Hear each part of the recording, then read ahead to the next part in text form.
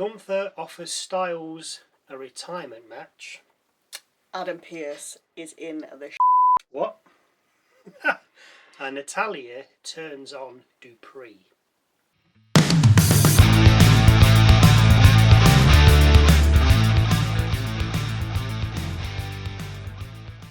Hello, welcome to Wrestle MSX. I'm Michael. I'm Sally. We opened, of course, the only way we could with Ireland's very own son, Gunther.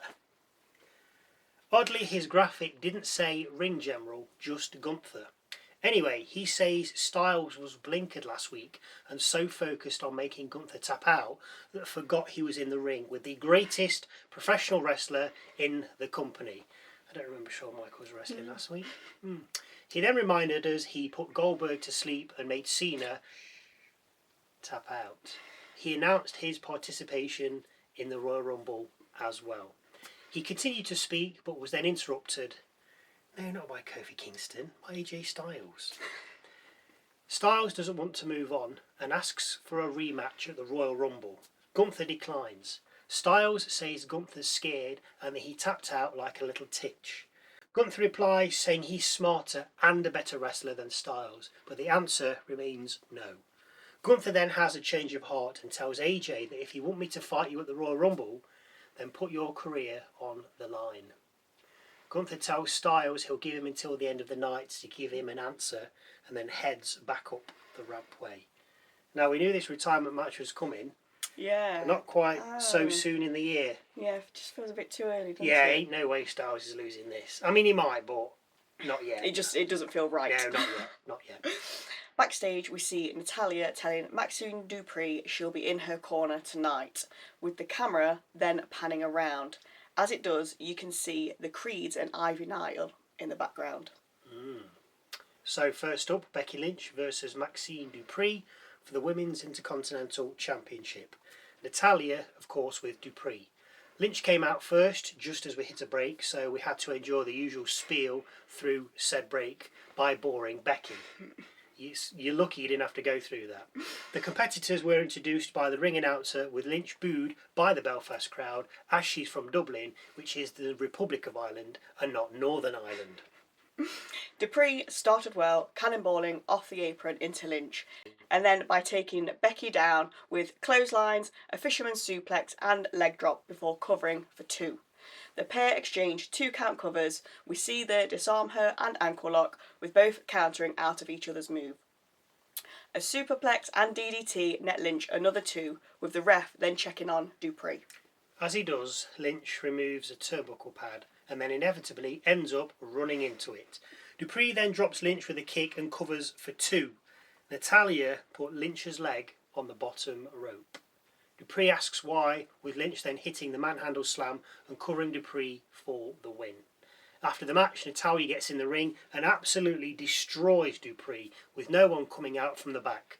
No officials, no security, no superstars, which was a little surprising because you thought Alpha Academy may have popped out because we saw them in the run-up to Raw. Backstage, we see Adam Pearce telling AJ Styles he doesn't need to accept Gunther's challenge, with Styles then saying he needs to call his wife. Ooh, Adam Pearce. Yeah. Styles heads off with Heyman then appearing. Pearce tells Heyman to make sure the Vision are on their best behaviour tonight, and then adds he'll be at ringside when they have their match later. We also see Raquel Rodriguez tell the other Judgment Day women that she's going to be women's champion, with Morgan then telling Perez that she's not just the prodigy, but she's her prodigy. Balor then says he's not leaving here without the World Heavyweight Championship. Jey Uso then heads out and tells us he's declaring himself in the Royal Rumble, vowing also to win back-to-back Rumbles. No chance. Backstage, we see the New Day complaining they came all this way to get a tag title shot, with Pearce then telling them there's a tag fatal 4-way next week, the winner of which gets a title shot. Next up, the Vision with Heyman versus Rey Mysterio, Dragon Lee and Penta. Adam Pearce is sat at ringside.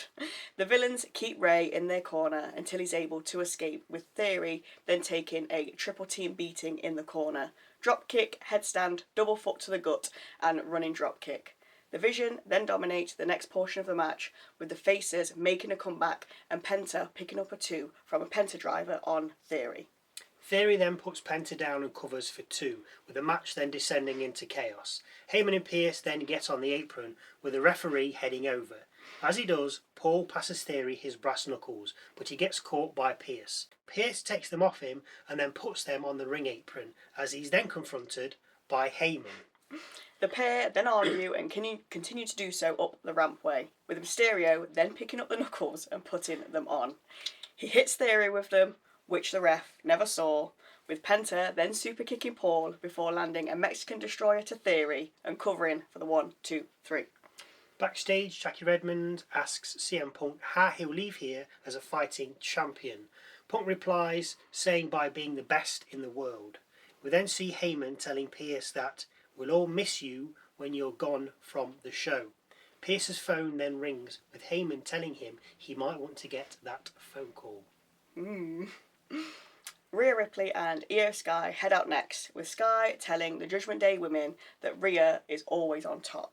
Ripley then announces that her and Sky will be in the Women's Rumble. Liv Morgan and Roxanne Perez then head out, with Morgan then telling Sky that Ripley will turn her back. Perez then announces that all the Judgment Day women will also be in the Royal Rumble. Rodriguez then blindsides Rhea and plants Sky with a Tahana bomb. Ripley mounts a comeback, but Morgan hits her with an Oblivion. Backstage, we see Bayley talking to herself, with Lyra Valkyria then appearing and telling Bayley she feels like she's let her down. Bayley says, "Don't be silly, kinda. We've got all year to look forward to," with the two then adding themselves to the Royal Rumble. Just everyone now. Yeah. No, Royal Rumble, yeah. Next up, El Grande Americano versus Javon Evans. Grande, of course, with his familia. Nice. The match is short-lived. Just as we hit a break, Evans appears to hurt himself. Through the break, we see Evans speaking with the ringside doctor, and then when we come back from the break, the ring announcer declares that Evans can no longer compete, and therefore the winner is El Grande Americano. He seems to have hurt his shoulder, pec. He didn't seem to be limping. He seemed to be holding here, but not great. No. Backstage, Jackie Redmond asks Finn Balor how he's dealing with the pressure, with Balor saying it's not lost on him. He respects Punk, but questions his judgment, vowing, of course, to win the title. We have another Oberfemi trailer, with Adam Pearce then telling Paul Heyman to bring Bron Breakker to Raw next week. Heyman then tells Pearce he better be on his best behaviour. He and the Vision then head off, with AJ Styles coming into shot. Styles has spoken to his wife, and with her blessing, will take on Gunther at the Royal Rumble.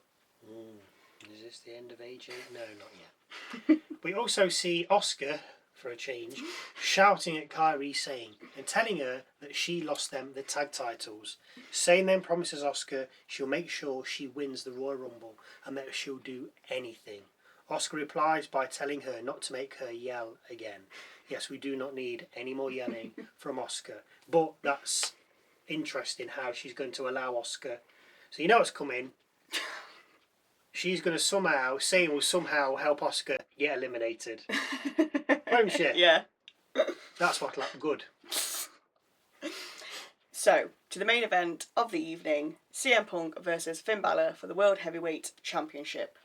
Balor has the opening, with Punk then sending Balor to the outside and diving out after him, just as we break. We come back to a bulldog and cover for 2 by Punk. A Pele kick then downs Punk, with Balor then taking control and covering for 2. Balor then goes high, but Punk catches up to him and brings the pair down with a superplex. Finn regains control with a sling blade, shotgun dropkick and missed coup de grace. Punk hits GTS, but can only cover for 2. Balor escapes the Anaconda Vice via a foot placement on the ropes, with Punk then signalling for another GTS. Balor fights out of it and runs through another sling blade, 2 shotgun dropkicks and coup de grace. The cover, 2. Balor then counters another GTS into another cover for 2, with Punk then taking Balor down with a single leg takedown, rolling over him and getting up with Balor on his shoulders and then hitting one last GTS. Punk then covers and gets the victory. Raw goes off the air with the straight edge superstar raising the title. I don't think that was ever in doubt. No. What is a surprise is Styles already. Yeah. I think that's just going to be teased now. I think Styles will win. He ain't going out yet. And then Gunther will be it's like... too early in the year. Yeah, and Gunther will be like, well, but we don't know though. I mean, he could. He could. And then Gunther will be like, let's do it again. But then what's he going to put on the arm? Why does he need to do it? Yeah, exactly. See, if I was Gunther, I'd be like, no, I'm going for the Rumble. Because beating you ain't going to get me a title shot. Because that's what we're in the business for, is title shots. Very true. I know some people don't like wrestlers going up to wrestlers saying, hey, I want a title shot. But they're in the game to get a title shot. So you just go up and say, hey, I want a title shot. You don't ask, you don't get. Very Think true. about it. Yeah. Yeah? Fair. Anyway, so Michael's moment of the night. This could be a match, a line, a look, a promo, something funny, interesting, quirky, different. Just something that catches my eye. Obviously, it has to wait until the end because if I do it halfway through and it's something that happens at the end, it's kind of a spoiler. So, Michael's moment of the night is... It has to be the Mexican Destroyer from Penta, 2 Theory. I haven't seen one of those for a while. It did get a bit samey because it was like at least 3 a week. Yeah. You don't need it. It just needs to be something every now and then because then it hits harder and it looks special. But Theory took it so well and it looked like he literally planted him into the mat. Great move. Theory helped. Yeah. Just brilliant. Well done, guys. Penta is so good at a Mexican Destroyer. He is, but it's your opponent. Yes, and your opponent has to take it well, and boy did Theory take it well. Very good, excellent. If you want to agree or have any thoughts or views that you'd like to share with us, then please feel free to leave them in that comment section just down below. Don't be afraid. Also, don't forget to go and check out our Musings video because a new one drops every Wednesday. As always, don't forget to subscribe. I mean, I'm just going to keep saying it until you do. Thank you for watching. And we'll see you Wednesday for a look at this past week in WWE, Thursday for a prediction on Saturday night's main event, Saturday for SmackDown, and Sunday for the fallout from the main event, that is Saturday night. That is busy.